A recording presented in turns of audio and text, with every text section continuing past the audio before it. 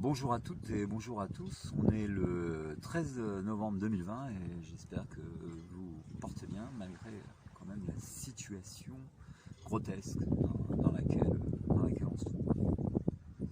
Alors avant de développer donc le sujet intitulé de la vidéo, le réel et la mise en scène, je voudrais donc vous faire part que, écoutez, je suis quand même relativement satisfait dans la mesure où donc la position du gouvernement et les mesures qu'ils ont prises de nous confiner étant tellement incohérentes et grosses, le peuple donc s'est douté, si vous voulez, qu'il y avait anguille sous roche et donc ne descendent pas dans la rue, ne manifestent pas. Tant mieux.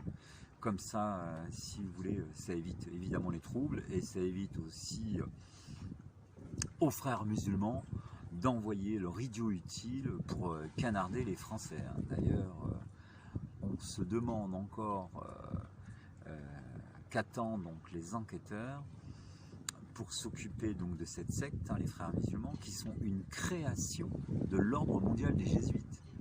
Je vous invite à aller écouter Henri Madelin sur la chaîne Cato TV, parce que il pensait à l'époque, c'était en 2012 cette interview, que bon, il y avait très peu de monde qui regarderait cette émission et qui risquait rien, et donc il se laisse aller à dire donc toute la vérité, et donc il nous avoue que donc la mission Islamica de 1930 a consisté, si vous voulez, à créer des collèges islamiques, puisque si vous regardez bien l'histoire des jésuites, c'est toujours le même procédé d'infiltration dans les États.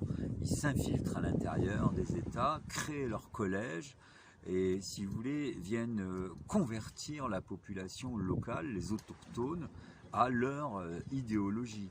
Donc ils ont fait ça notamment avec le Japon. Lorsque le Japon s'est rendu compte que cette secte commençait donc à retourner l'opinion publique contre l'empereur, les Japonais n'ont pas fait dans la dentelle. Ils les ont virés, ils les ont chassés et ils les ont même combattus.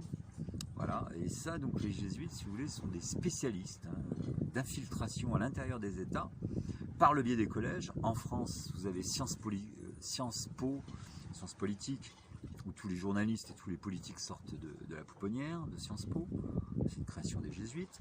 Vous avez la conférence Olivain, ou si vous voulez la conférence Olivain, donc, est là donc pour entretenir les orateurs à la maïotique, à la répartie, à la manipulation de l'inconscient par l'oralité, voilà, par le verbe, si vous voulez, ce sera plus facile pour moi à dire.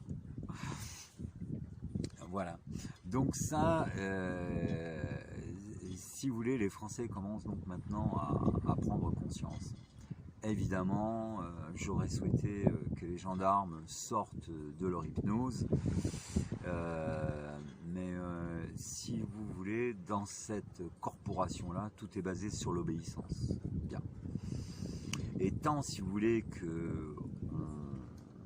tant qu'on reste dans l'ignorance, on ne peut pas agir. Il nous faut des éléments de compréhension pour pouvoir mener une action. Bien.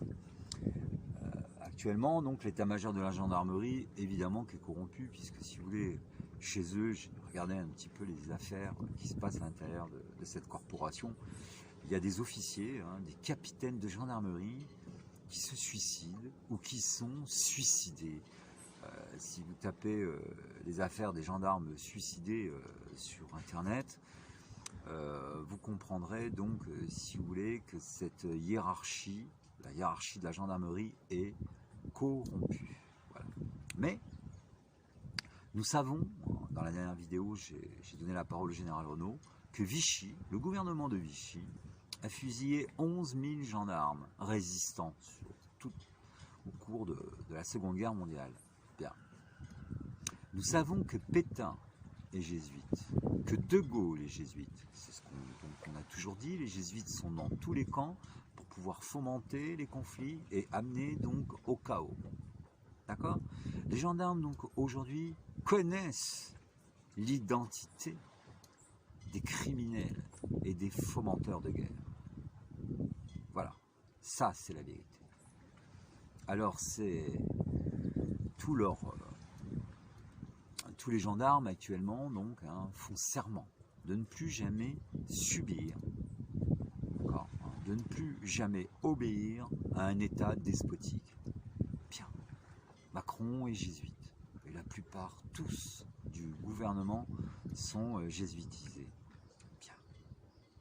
Pour calmer le jeu, hein, il existe donc une méthode pour séparer l'ivre du blé.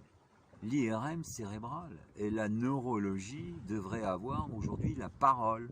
La neurologie devrait avoir la parole pour expliquer le dysfonctionnement cognitif chez un être humain. Bien. Et les jésuites présentent tous les troubles, les caractéristiques d'un déséquilibre. Voilà. Donc ceci étant dit, maintenant, la balle se trouve, si vous voulez, dans le camp des gardiens de la paix, qui sont aussi des gardiens de la loi. Hein. L'article 12, je ne vais pas me répéter, vous connaissez l'histoire. Voilà. Et donc, ça passe bien, si vous voulez, par l'information. C'est pour ça, je vous invite tous donc à partager, envoyer des messages, expliquer les choses. Il faut rentrer dans les autres chaînes, surtout chez la fausse dissidence, que sont Asselineau, TV Liberté, Philippot, enfin tous les extrêmes à droite, là, et même à gauche avec Mélenchon, d'accord, manipulent l'opinion publique. Donc ce sont, d'accord, sur ces chaînes-là où il faut aller chercher les moutons égarés et leur faire prendre conscience. Voilà. Alors je ne sais pas combien de temps il va me rester pour parler du réel et je ne sais pas, je vois pas le décompte. 6,48. Ah, c'est bon. Ça va, j'ai été quand même assez rapide. Ouais, je sais pas faire des vidéos de plus de 15 minutes 25. Alors je voulais aussi vous dire que ça risque d'être ma dernière vidéo parce qu'il y a beaucoup de bouleversements autour de moi familial.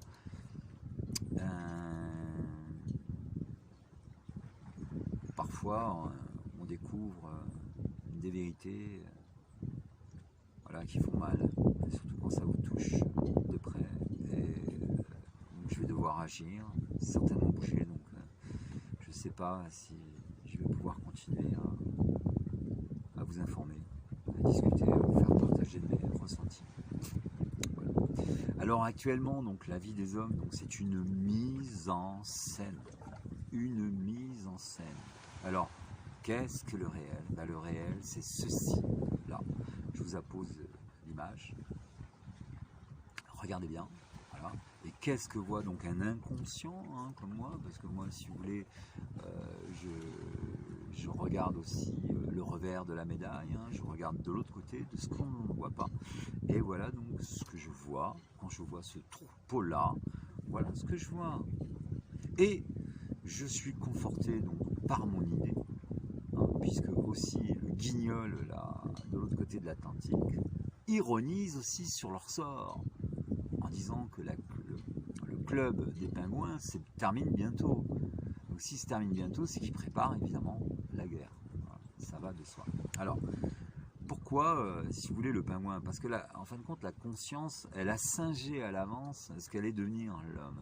Et donc, le pingouin est un idéogramme cognitif. D'ailleurs, dans énormément de films, on fait référence au papa pingouin, des exclamations de gens qui disent « Ah bah je suis habillé comme un pingouin ». Alors, l'histoire veut que l'univers social où vit ce manchot est glacial, hein, la température sociale, la sympathie est plutôt glaciale. Il ne vole pas bien haut, le pingouin, nage plutôt en profondeur. C'est un manchot. Il lui faut des gardes du corps pour le défendre. Voilà. Donc ça, si vous voulez, ce sont des idéogrammes que moi ou Jean de La Fontaine, s'il avait connu les pingouins, aurait pu, si vous voulez, philosopher. Voilà, puisqu'on se nourrit, si vous voulez, de cet esprit-là, et cet esprit est partout. Regardez par exemple, vous aurez observé que le caducée, le symbole de la pharmacie, c'est le serpent. Bon, il a la langue fourchue, c'est-à-dire il ment, il n'a pas d'oreille, c'est-à-dire il ne peut rien entendre. Et alors le serpent, donc le caducée, symbolise aussi, si vous voulez, le serpent hein, de la genèse du récit inconscient, du mythe d'Adam et Ève qui s'actualise au présent. Hein. Quand vous avez Adam et Ève qui se font harceler, ça peut être Pierre, Paul, Jacques, peu importe, dans une entreprise et qui finissent sous antidépresseurs, qui lui sont livrés donc par la pharmacie, le serpent tentateur, là vous avez donc Adam et Ève, le mythe, qui s'actualise au présent. Tout ça pourquoi? Parce que si on ne fait pas d'omelette sans casser les œufs, si je veux que la personne se suicide ou soit sous antidépresseur, je mets la pression, cause, effet. Et donc là, si vous voulez, nous avons le mythe d'Adam et Ève qui s'actualise parfaitement au présent. Et donc on comprend mieux la parole de Jésus lorsqu'il dit que la vérité est en vous et autour de vous. Il n'y a pas besoin d'un kangourou, c'est-à-dire d'un grand gourou, qui rebondit tous les dimanches à la messe, tous les vendredis à la mosquée ou tous les samedis à la synagogue, en plaçant les ignorants dans sa poche. D'accord ? Le kangourou rebondit de rituel en rituel, plaçant les ignorants dans sa poche. C'est un autre encore idéogramme de cette conscience universelle qui, je pense, je l'espère, et comme moi, on a marre. Mais actuellement, je ne sais pas si vous suivez l'actualité des tremblements de terre, des cyclones, il n'y a pas encore eu les éruptions volcaniques, il y a énormément d'eau, beaucoup d'eau, l'eau symbolisant l'esprit, qui se répand donc à travers tous les États. Je crois qu'on en est à 27 cyclones, et je les ai vus tous passer. D'ailleurs, ça m'a permis de récolter de l'eau. Mais c'est très impressionnant. Donc comme la conscience, si vous voulez, contrôle la matière, je pense que Mère Nature va monter de plus en plus en puissance maintenant, et que ça va se rapprocher maintenant vers le continent européen. Voilà. Écoutez, je vous salue tous, toutes. J'espère pouvoir continuer à vous reparler, parce que ça fait toujours du bien de vider son sac.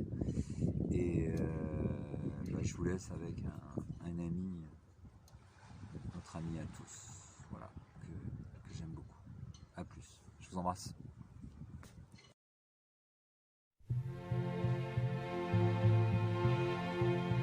Cette parole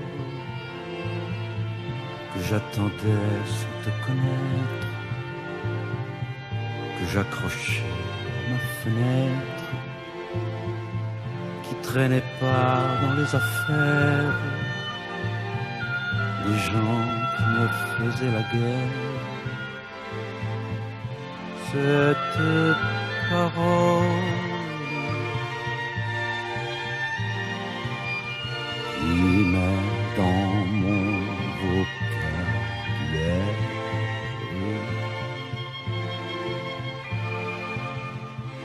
de quoi t'apprendre de manière.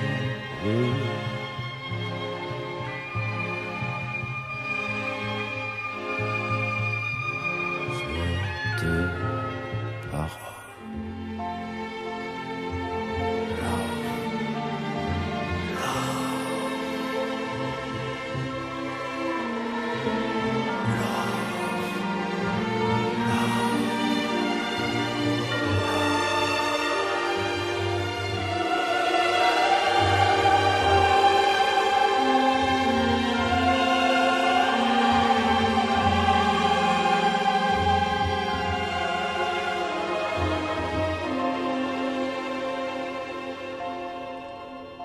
Cette parole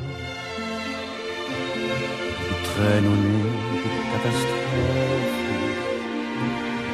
qui vaut bien 100 strophes, qui te suffit quand je la chante, qui coule en toi comme dans le chant.